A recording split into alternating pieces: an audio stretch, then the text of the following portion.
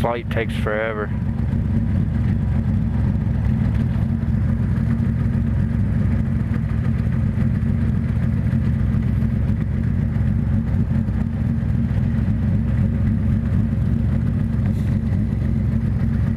Two hours later.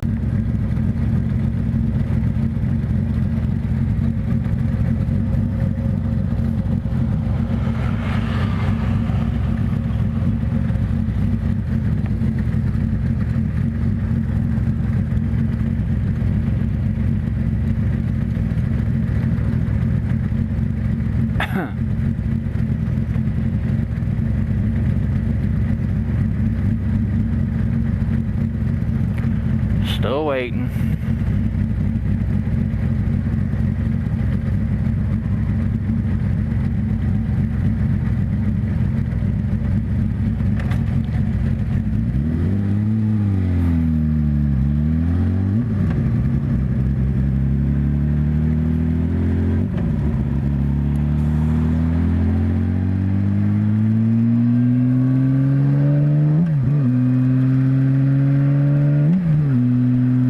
Hello everybody.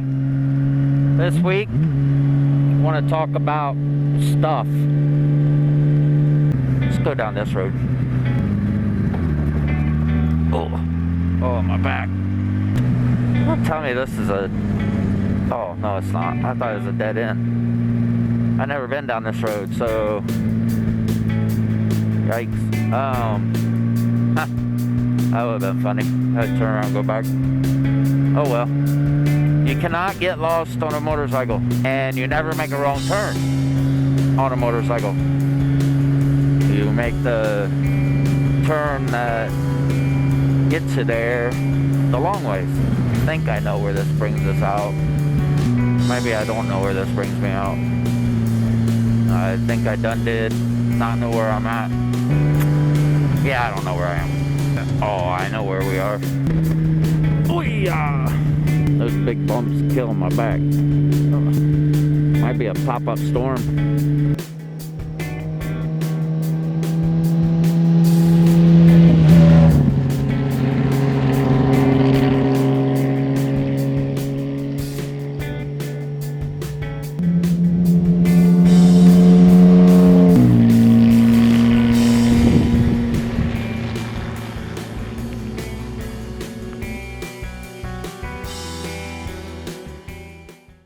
I want you to take a look around you and just think about what you're seeing. Do you see a house, a new car, a new motorcycle maybe a brand new boat?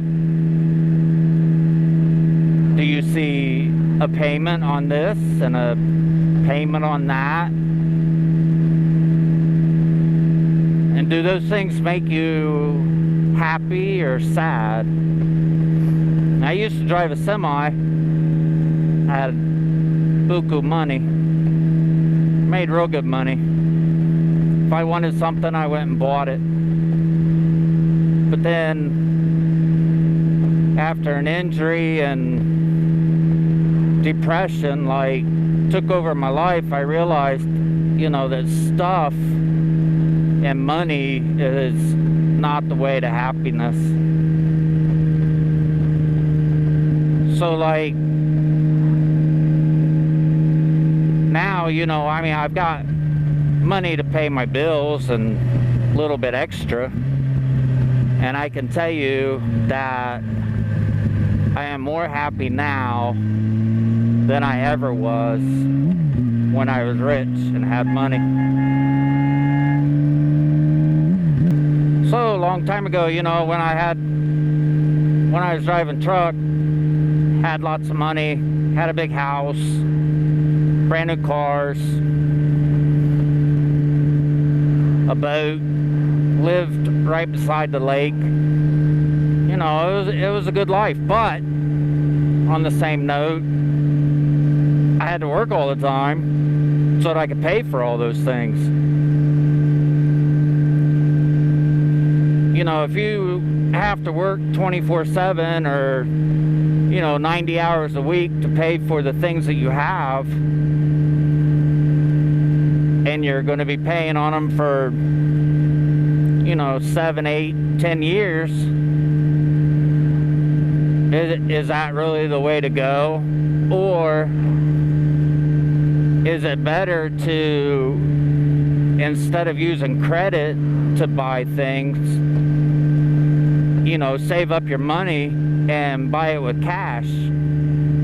Because and not even buy like new, buy secondhand or used, or it's not about keeping up with the Joneses, because that leads to, well, I got a 2015 whatever, and now the neighbor has a 2016, so now I gotta go out and I gotta buy a 2017 to be ahead. It's just a rat race. It's just, if you can downsize your life and your stuff to where if you lose your job, you don't lose any of your possessions because they're all paid for. Or, if you get hurt on the job, or if you get hurt, period, and you can't work no more, then everything's still paid for, so you still have the same stuff that you had.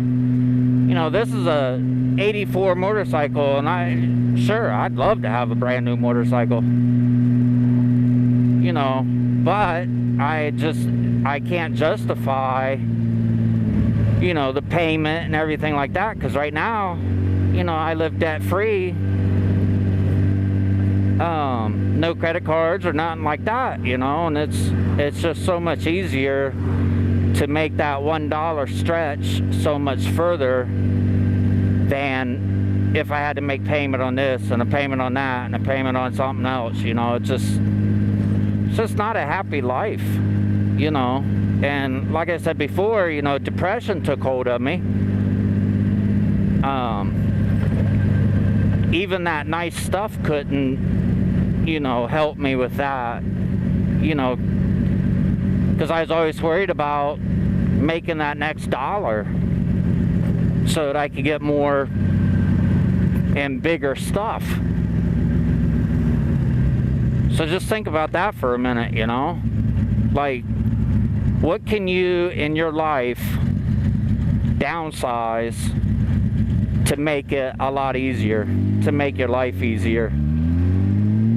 If you have a mortgage that you're paying, I don't know, $900 or $1,100 a month on a house, and it's a big house and you don't really need all the extra room, you might think about getting out of it and getting a smaller place, that would suit your needs.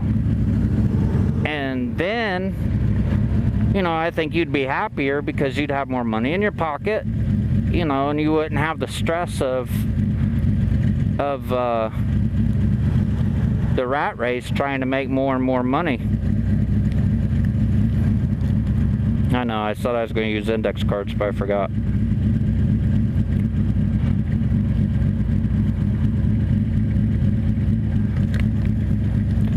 So, people look at my wife and I, they see a happy couple.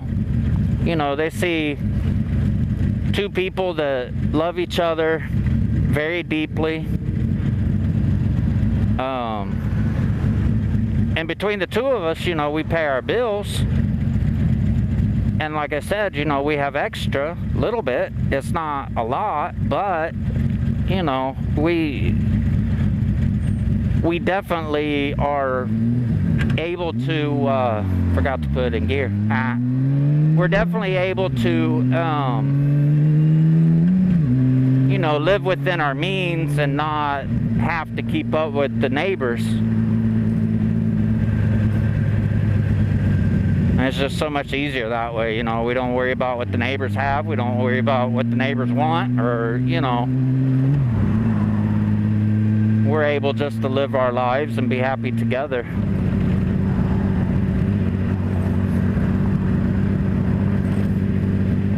That brings up another thing, you need to have time with your significant other, you know, wife or husband or boyfriend, girlfriend, you need to have time where you just are able to relax.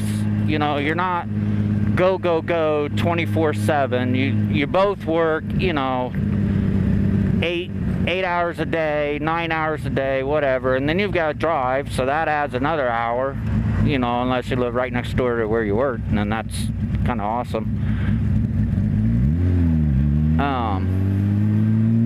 But yeah, like, if you don't have a whole lot of extra bills and you're not rushing here and rushing there and working extra hours and picking up extra shifts, and you know, you'll have time to just breathe, live life and enjoy it.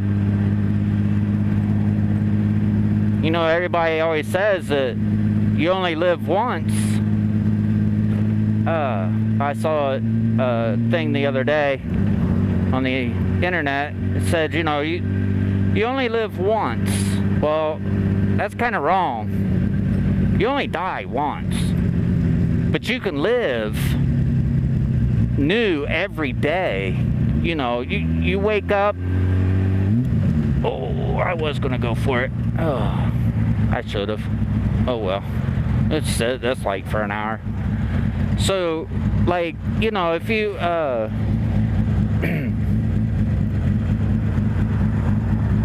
forget what I was saying now.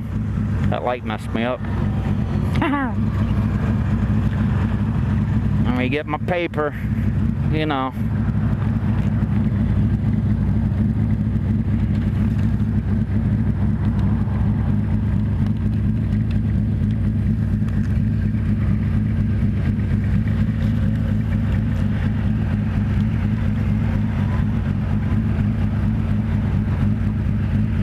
So, yeah, so we're able to breathe and relax and, you know, we sit around and watch TV. We don't have to go out and do things and buy things and spend money, and, you know, we're perfectly content with just two of us. In fact, I bet we could live in like one of those little houses very easily. But just think about that, you know, that, like, you know, you got to be they use the word steward, a good steward of your money. You know, God's blessed you with the ability and the knowledge and the expertise to make that money and to do your job. So you have to be a good steward of it, you know, you got to spend it wisely. Not haphazardly. Oh, I know what I was saying. The thing said that, you know, you only live once, but that's wrong, because you only die once.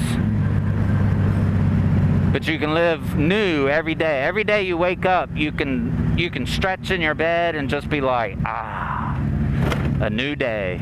I'm breathing. I'm alive. My heart's beating. So let's get the day started anew, you know. And that's another thing. If you're in a position, job or career or whatever, and you dread going to work, or you dread getting out of bed, then you're probably in the wrong profession. You know, it's not filling your soul. When you work, you should be able to be happy about going in, and, you know, my wife, she takes care of the handicapped in their homes, and she loves to go into work. You know, she enjoys it. It's something that she's passionate about, and she cares about the clients, and, you know, they care about her too. So, you know, she walks in and sees smiling faces.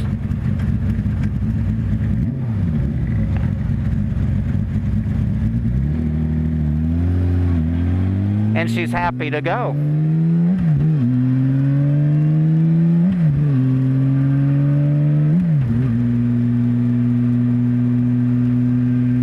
have anywhere to be. I'm just kind of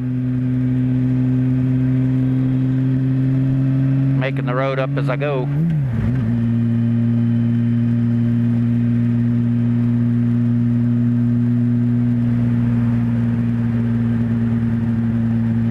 This cop down here usually hides.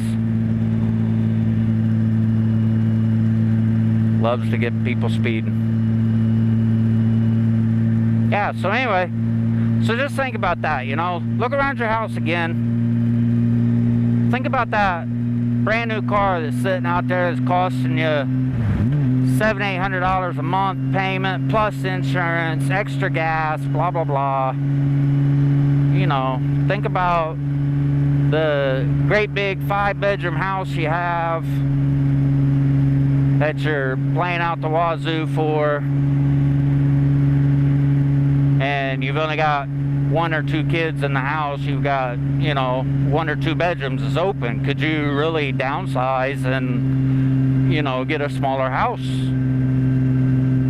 for, you know, less money every month? I know that, you know, like with a car, you can get a used car relatively cheap. You know, 2000 something, you can pick them up, you know, that are in good quality relatively cheap. But a house, you know, if you guys spend $30,000-40,000 on a house, I don't know very many people that have $30,000-40,000 laying around. So of course you're going to have a mortgage.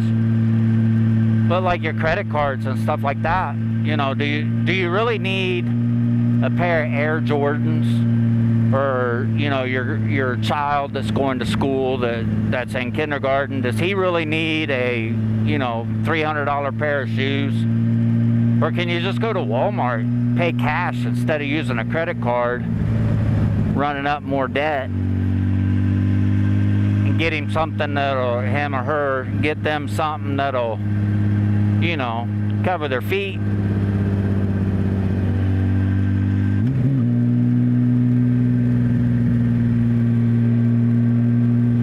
What this road is like. I like this road. Twisty, turny, curvy.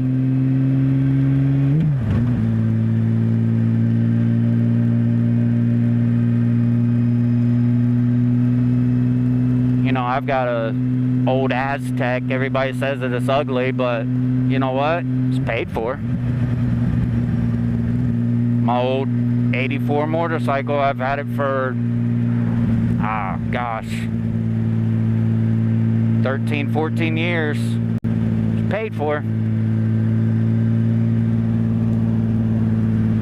Society doesn't dictate how I feel about, you know, me or my stuff or someone else's stuff.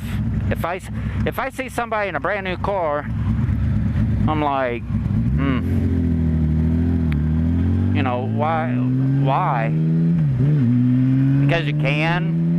Because you can sign on that line and get it, you know, and then you're going to be paying on it forever and going to be miserable. And by the time it's paid off, you know, what kind of conditions are going to be in anyway? Not saying that y'all don't take care of your stuff, but, you know, I mean, inevitably, things break. At no fault of ours, you know, they just do.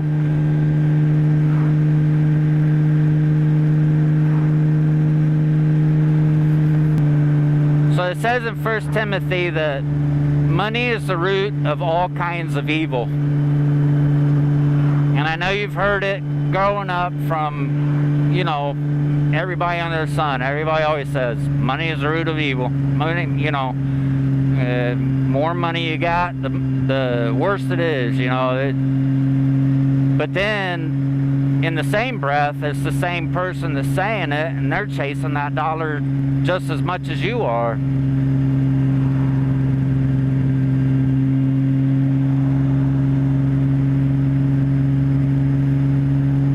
So I don't know if it changes anybody's minds, you know, about downsizing or trying to be more happy in life.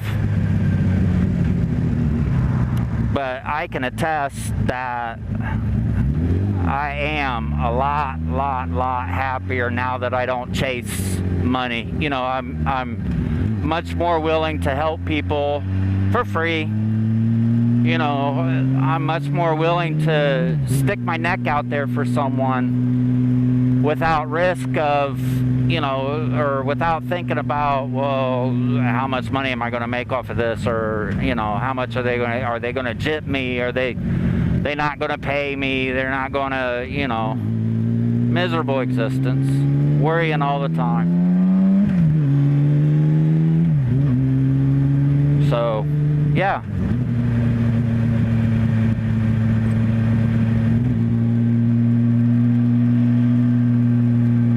So, I don't know how long this is going to be. It's supposed to rain here before long. I don't mind getting wet, but I don't go out looking to get wet either.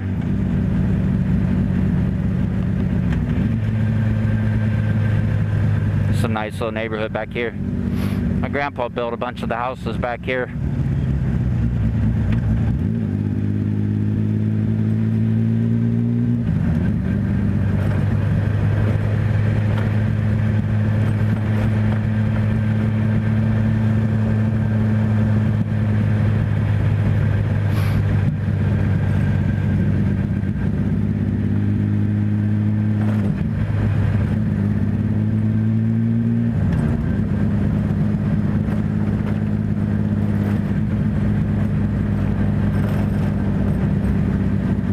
So if you put God first in your life, you put your family next, and then you put, you know, stuff way down here after a whole nother list of things besides belongings,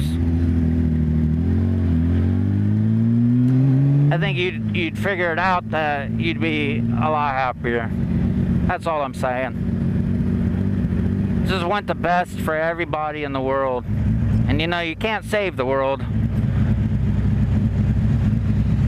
Can't save everybody. But you can put the word out there that God loves you, every single one of us, no matter what.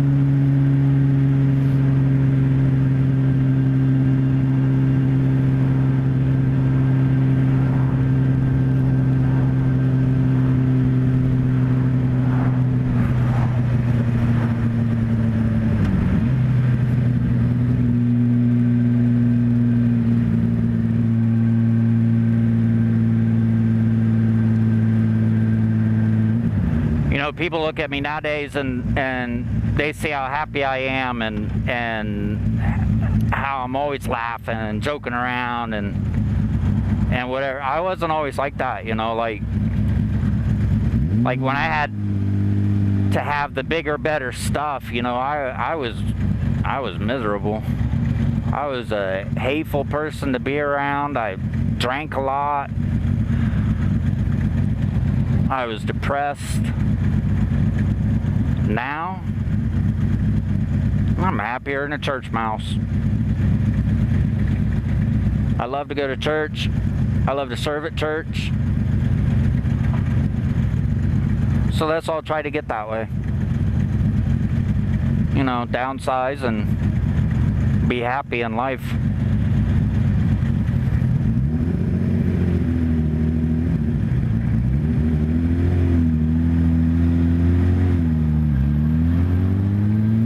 Don't worry about status.